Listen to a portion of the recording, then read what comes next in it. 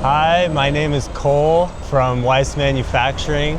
I started the brand in roughly 2012, and we're here in Paris doing some pop-ups, some group rides, throwing an alley cat tomorrow, and we're also gonna check out the tour, which is exciting. This is my hammer track tie, first generation. It's built up with a pretty solid mix of stuff. Thompson bars, our branded Raquetta hubs, the H+ Sun hoops, Sagino cranks with a Zen chainring that's actually Cerakoted to match the scheme. Some features of the frame are, this frame has a 2-piece welded head tube. We now do a 3-piece welded head tube. This frame was kind of the precursor to that, which allows us to do infinitely custom size head tubes. The non-drive side dropout is 3D printed. I designed it on the computer and it was printed in titanium. The drive side dropout is actually CNC machine, which has now changed on the more current models to another 3D printed part. The topper that holds the saddle is our updated low profile topper. If you look at it, it's super low pro, you can almost barely see it. It's got our signature asymmetrical seat stays and chain stays for a stiffer drive side. A Cerakote finish that's just kind of a simple standard finish, and we threw in the faceplate of our tie stem, which I forgot to mention. That's one of our tie stems as well, all finished to match. So why'd you come to Paris? For a couple reasons. One is, I think there's a lot of Europe that probably doesn't know about us and what we do. So we did Japan in November of last year, and we had a really good time taking the brand overseas and just kind of connecting with a different community, showing off all the stuff we make. So we decided to pop into Europe, and Paris is our first stop. We're definitely going to be doing more of this. But we came out here to see what's going on in France. How did you get into bikes? I got into bikes like kind of the standard way I'd say people of my generation got into bikes, which was through track bikes. It was definitely the gateway drug to all other forms of cycling. But yeah, I got into track bikes when I was maybe 15 or so. And then I moved to San Francisco for college, and that shit was, it was popping off, but it was probably on the tail end of, the big boom. But that was, a really cool moment for me. And then honestly, I ended up in New York mostly because I saw these videos of people riding in traffic, and I was like, this shit is so sick. And yeah, from there, I, like I did with skateboarding when I was younger, I started making skateboards and fiddling with, hold up. Yeah, just like making the thing I was interested in. So yeah, after a while I was like, I gotta make a fucking bike. This is too fun. And yeah, that kind of led me to frame building, which I started, I think I built my first frame when I was 19, something like that. So that was like, how old am I now? Yeah, it was like 14 years ago. And yeah, I don't know, it held my interest. I still am super inspired and interested in bikes after all this time, which is kind of wild. I don't know. Yeah. What other jobs did you do before owning a business and being a frame builder? That's a good question. Let's see. Well, most of my jobs when I lived in New York and when I was in college were, centered around biking. So I was a pizza delivery guy for a long time for various spots. And then naturally, like everyone else that rides their bike for work in New York, I started delivering weed. And I kind of did that in parallel to starting the shop because it was actually kind of the perfect job for that. Because, whoa, brother. I'm pretty sure we had the right of way, but whatever. So yeah, naturally got into the higher paying version of riding your bike for work, which was delivering weed, and did that 3 days a week and ran a shop 4 days a week. And that was kind of my life for, I'd say, 3 or 4 years. And it really helped get the shop off the ground. Yeah, it was just a super helpful setup for, starting a business where you're definitely scraping by and everything's fucking difficult. So yeah, that's how it all started. The cycling industry isn't doing so hot these days, and it must be really hard to be a bespoke frame builder and company. Like, what opportunities do you see to kind of change that? The main thing that I think frame building is lacking in a major way is just like flavor, I mean, that's not to say there aren't some like absolute legends out there that have done some really cool shit, but I'd say generally it's a pretty like nerdy situation. Yeah, it's just a super technical, like kind of nerded out profession. And I think the real value of a custom bike, outside of it, fitting well and, having all the features you might want, is really just having identity and it being something that you love and you use a lot. And, you want to use it more because you feel connected to it. So I think that's what's going to help carry frame building along as things develop and grow. And I don't see factory frames getting any more expensive. I think things will continue to be more streamlined and globalized and cheaper.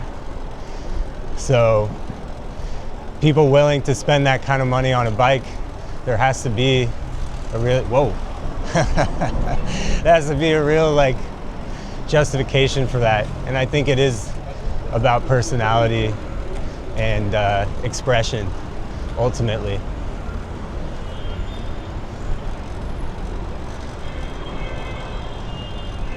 Wow, Paris is funny. It's kind of like New York. People are almost crazier here. Like the commuters are fucking doing hotlines. You guys started with track bikes, but now you offer like pretty much a full lineup of bikes, minus new offerings on hardtail. How has that process been, like designing the Gravel Plus? Yeah, like you said, we started with track bikes and we still build a lot of track bikes. It's definitely the heart and soul of the business and something that's super close to my heart because it's the reason probably I got into bikes and is what I'm doing right now. But yeah, I mean, part of the reason Weiss is fun for me is there's an endless list of challenges and things to figure out and design and, you know, make happen. So I think the next thing we did was we made a road bike, which is kind of a natural progression from track. And since then we've done gravel, and we're now releasing an updated version of gravel, which is like an even bigger clearance gravel bike. And that's all been a huge grind because a lot of it involves me sitting on the computer in 3D modeling for hours on end. And that kind of stuff, in the moment, you don't know if you're being productive or not. Because, I mean, you could look at the files on my computer. I've made and deleted and remade and redesigned like every little bit and piece on every one of our frames. So, you know, as a small operation, it gets really time consuming and it takes a while to come out with new frame models.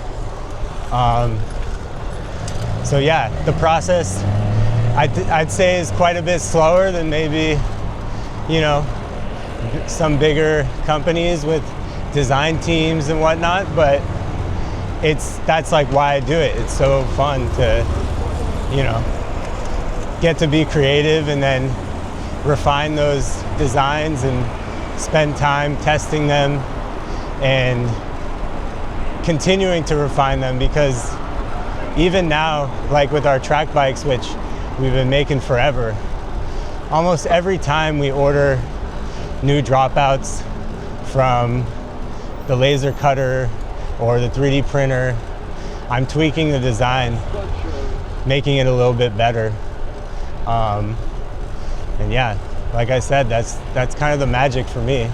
It's like trying to perfect something that's already, you know, somewhat dialed.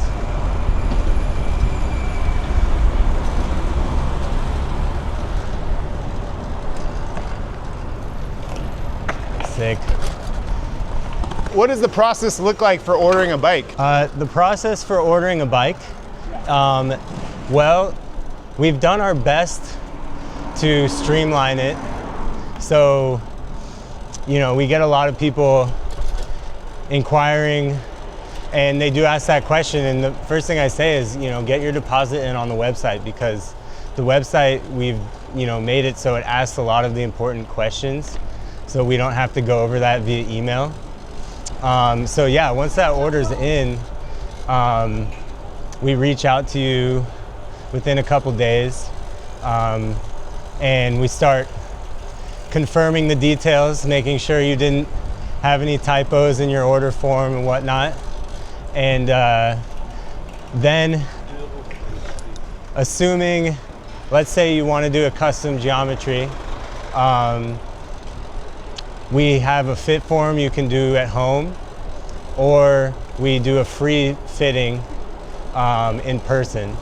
And based off that, we can design your geometry. And then that's kind of the first step, because once we have the geo designed, then I can start fabricating your frame. But soon after, we need to confirm your build. If you're getting any components, you know, we have our in-house mechanic that's gonna talk you through all the options and, you know, what you're kind of hoping to get out of the bike that we build you. So confirming that, and then going through the paint process and designing your paint scheme, or, you know, it could be anodizing or some kind of raw finished titanium. But that's kind of the order of operations. We kind of can take those step by step, but first and foremost, confirming the geometry as soon as possible to stay on schedule is the big thing for the ordering process. Is this your first time in Paris? Since I was like a baby. So first time on a bike? First time on a bike in Paris, for sure. What do you think about the riding here? The riding here? Or just the people here and how it feels to ride here. The people here and how it feels to ride here? Yeah, like the people on bikes and cars and how it feels to ride a bike here. Yeah, I mean, I came here with a kind of some funny expectations, because I'd been hearing so much about how much money and political power they'd put into making it a more bike-friendly city, and it certainly is. I mean, the infrastructure here is incredible, but you can't predict what the culture is going to be.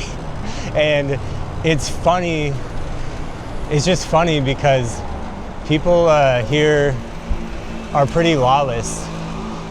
Like, everyone's kind of taking their own line and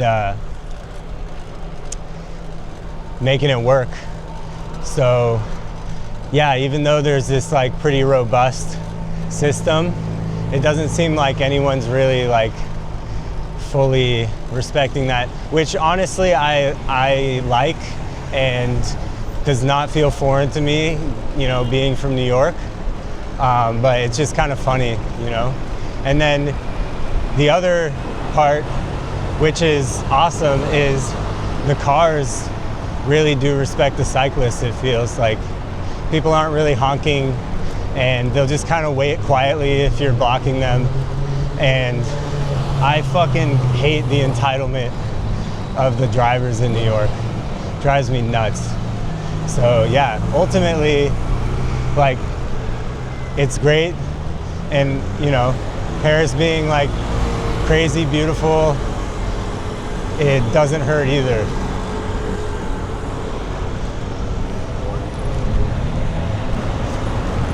What's your favorite city you've been to riding a bike? To be honest, I've traveled to a lot of American cities on bikes. I wouldn't say any of them are like on my favorites list, but when it comes to like foreign countries, I haven't done a lot because Europe for one, you know, my family lives in Europe, so when I'm here, it's usually for family, not really for leisure. And a lot of my friends, I'm ashamed to say it, don't really ride bikes. So, but I would say I'm probably enjoying Paris the most if I'm comparing it to Japan, which we were at last year as a team, just because it's a little more cutty and you can flow. But yeah, I guess I would say Paris, for sure. What's the meaning of life? I'd say the meaning of life is, well, it's kind of cliche, but it's joy, happiness. It's a cliche question. It is a cliche question, I guess. It's joy and happiness. But the trick is that that shit is fleeting. So you can't be focused on having joy and happiness. That has to be a product of the things that you do. But I think that should be the guiding force, for sure. And also being respectful to people, you know, don't hurt anybody. I'd say that's like maybe the second tier of the meaning of life. Enjoy yourself, but don't fuck with anyone else's good time. Yeah. Are there any big future plans for Weiss? I mean, we're always kind of cooking up something, because I'd say that's like a core tenet of like the brand, is we're always trying to push things. And that's, I think, what keeps, you know, myself and, you know, the other people on our small team dedicated to the whole deal. But the big thing I am thinking about right now is breaking into apparel and soft goods a little more heavily. You know, outside of it being something that I think keys in like perfectly with bikes and just general lifestyle, I'm genuinely interested in it. I see clothing, especially like technical gear, as essentially a bike, you know, a deeply utilitarian thing that can have, you know, character to it. So it all kind of fits together in my mind. And I also think that cycling needs more of that. It needs more of a lifestyle component, because the binary between racing and people who just use bikes to get around. There needs to be more of a gray area where, you know, bikes can be cool. They can kind of integrate with the rest of the world. You know, you see how skateboarding or even running right now is integrating with arts and culture and streetwear and all those things. And I think bikes they're beginning to, but I think Weiss, we're in a good position to throw our hat in the ring and like do something with that. So yeah, I'm thinking a lot about that, and obviously, you know, how to do that without it becoming something that takes away from our ultimate goal, which is to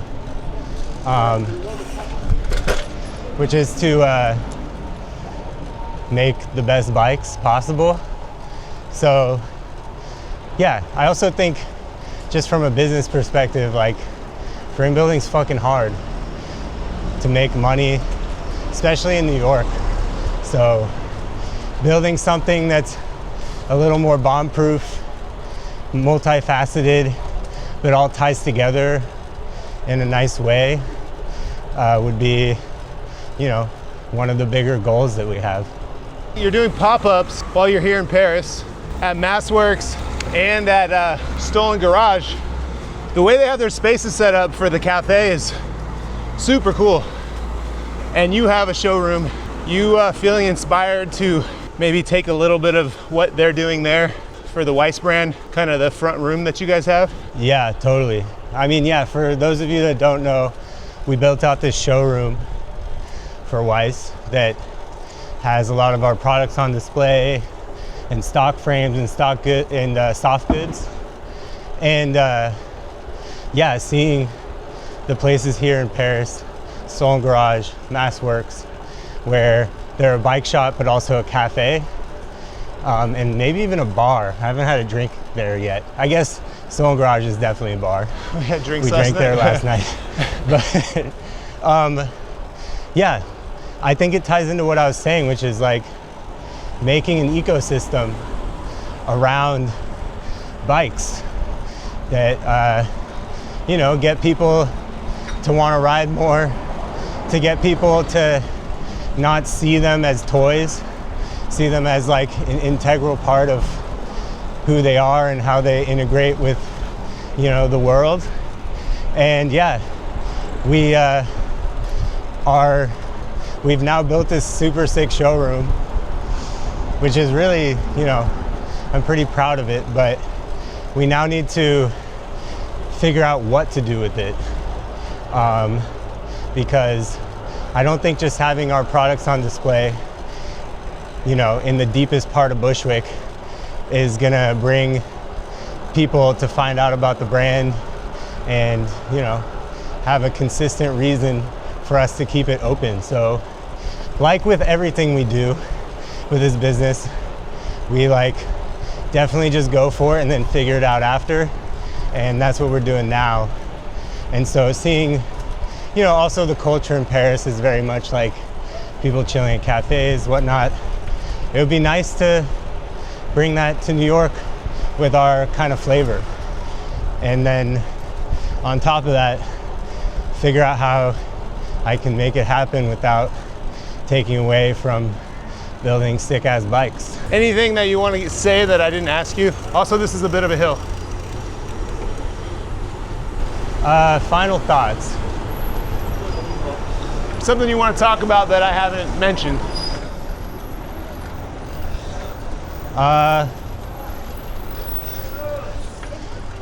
Final thoughts. Sorry, give me a second. I think there's definitely something. Yeah, I mean, I don't know. I guess my final thoughts are like I'm super grateful for the